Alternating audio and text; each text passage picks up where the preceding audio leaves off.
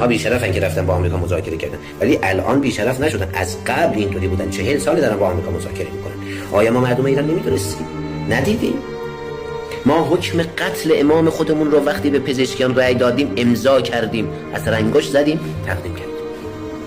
اونجا حکم قتل امام صادر شد. میگی نه، این پیامی که در رابطه با همین اتفاق بود من برای یکی از دوستان فرستادم. بی‌شرف فقط اونها نیستن، کسایی هستن که بدون تفکر، بدون فکر کردن، بدون منطق رفتن به این آقا رأی دادن. یک گرافیکی هست.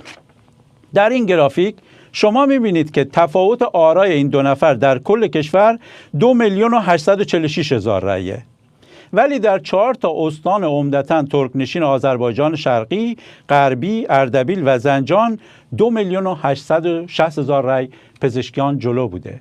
معنی این گرافیک اینه اگر این 4 تا استان رو بذارید کنار، جلیلی رئیس جمهور میشد. من نمیتونم بیام الان مثلا رئیس جمهور کشور خودمون رو تخریب کنم فقط به صرف این که بی‌شرفه.